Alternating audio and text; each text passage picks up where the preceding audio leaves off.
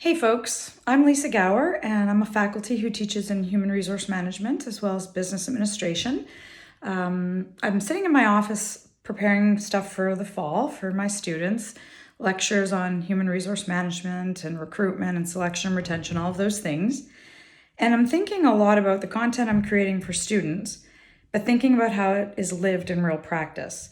And so I thought I'd just kind of put this video together. It'll sound, a bit like a lecture. It's what we do as instructors, but it's really meant to be a conversation and get you thinking about, we leave school and we leave all the theory and the richness behind of what we learn, and it doesn't always end up in lived practice. And so that's what this is about. And I've kind of started thinking about my lecture in the sense of, are you a super suitor? Are you an organization that's an employer of choice? Do people want to work for you? If they do, why? If they don't, why not? If they've left, how come? If they stayed with you, why did they stay? And, it does sound a little silly to think about it in comparing to dating world, but that's the analogy I want to use and kind of anchor the argument. When you think about dating and choosing a mate, choosing a life mate, making a commitment, it is a very similar parallel in terms of choosing an employer, choosing a job, choosing a commitment to spend your time more than you do anywhere else doing anything. You spend your time at work. Your work family, your work colleagues are very similar in the sense that just like dating and having a life commitment, you give your all to an organization. Therefore, you want an organization that gives their all to you. So ask yourself, are we a super suitor?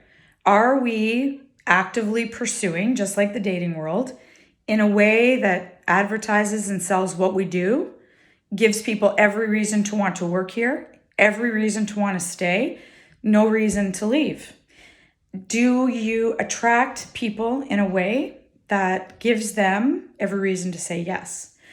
And instead of asking sort of what your employees can do for you, or sticking with some of the standard practices of this is what we pay, this is our benefits, this is what we do, have you re-examined all of your practices and asked, are those things super attractive to today's world, to today's generation?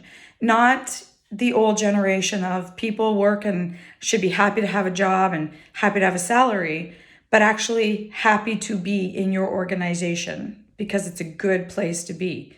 The culture is good. Culture eats strategy for breakfast all day long. And that might sound cliche, but if it's lived, then it is real. You can have the best strategic plans, the best operational plans, all kinds of things that cannot and will not work if the culture is dysfunctional, unhealthy, not safe, not respectful, not empowering, or not engaging. It starts at the top. Right? Things rot from the head. So it starts with leadership, and not just leadership within an HR department to do the work, all areas of leadership that make a commitment to employees that if they want top shelf, top tier employees, they are top tier, top offering organizations that foster diversity and inclusion and equity in the truest sense of the words, where people can bring their whole selves to work, feel safe, feel respected, and feel like they have a voice. And in tough times can speak truth to power and have courageous conversations where someone will listen and there won't be backlash because someone spoke and said what they thought or what they would recommend or what they were feeling.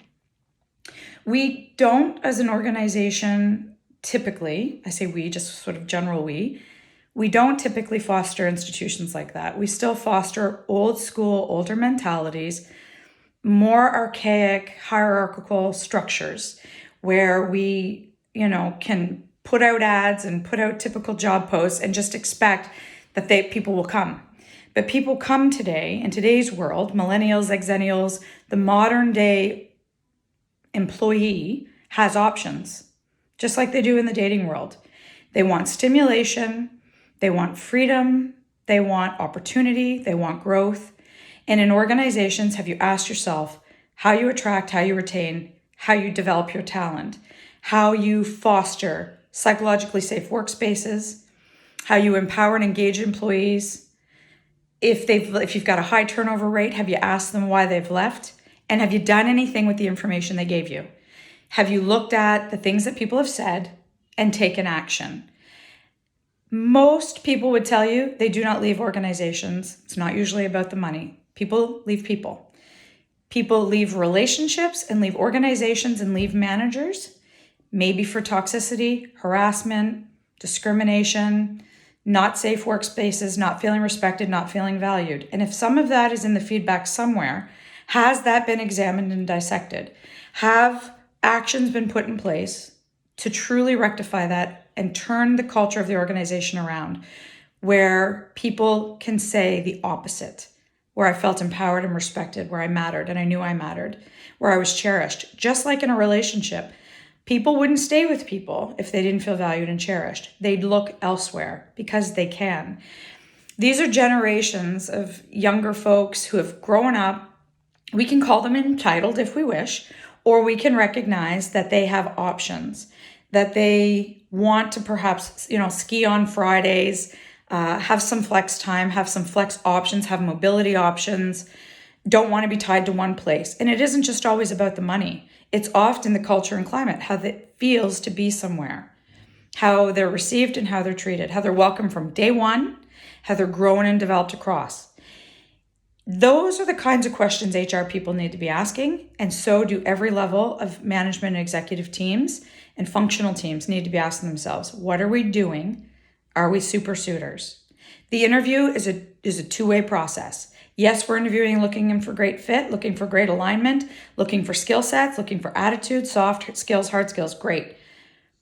But it is also an interview of the organization. Employer branding and being an employer of choice is giving candidates every reason to choose you and to continue choosing you, choosing the community you're in, the organizational offerings, choosing the people you work with. Your human capital should be your top choice every day. What you do, how you do it, how you interact with them, what you offer them. Putting a sign on the lawn, trying to recruit, every job posting out there, trying to recruit, all the stuff that you've been doing, if it's not working, maybe there's another reason. Maybe there's something deeper. And so the question isn't really to criticize at all, is critical questioning. Have we thought of those practices in a new way? Have we revised practices? Have we really got top tier, top shelf offerings in order to attract top tier, top shelf people? Are we out ranting and raving about the fact that there's nobody to work, nobody wants to work, everybody's lazy? Last I checked, people who feel berated, belittled, or undervalued, don't typically want to show up. I wouldn't. So it's just a question. It's not a criticism, but it is something to critically examine and think about, kind of like a prism from all angles. What have you done for me lately? That is what your employees are going to be asking. And if you're not offering, somebody else will. Somebody else is available because there's always another choice. So maybe your practices, if refined, could be top choice today and every day. Today for recruitment and selection, and tomorrow for retention. So just my thoughts as I'm, putting together theory. Theory is definitely got its place in terms of how it frames what we do, but you got to be willing to live it in practice and take the paradigm shift that says, this is what we've always done, then we're going to keep getting what we always got. Maybe if we do things differently from every aspect, from policy, from mission, vision, values, every element should have pieces to it on how do I take care of my human capital? How do I cherish my people? How do I make sure that they're engaged and part of the process, that I listen to their feedback, that I ask their input, and I use it and leverage it towards the end goals that we have as an organization? When that shift happens, when that paradigm shifts, and we begin respecting diversity, we build inclusive, welcoming, hospitable organizations where it feels really good to come to work and you look forward to it, people will come and people will stay and people will spread the word and they will tell their friends and, talk on social media about what a great place this is to work, if it is. So ask yourself, Are we a super suitor? Could we be doing something different? How do we do the things that are different? And go get them. You can do it if you want it bad enough. Just my thoughts. Comment, let me know what you think. Always looking to grow and learn myself. Bye for now.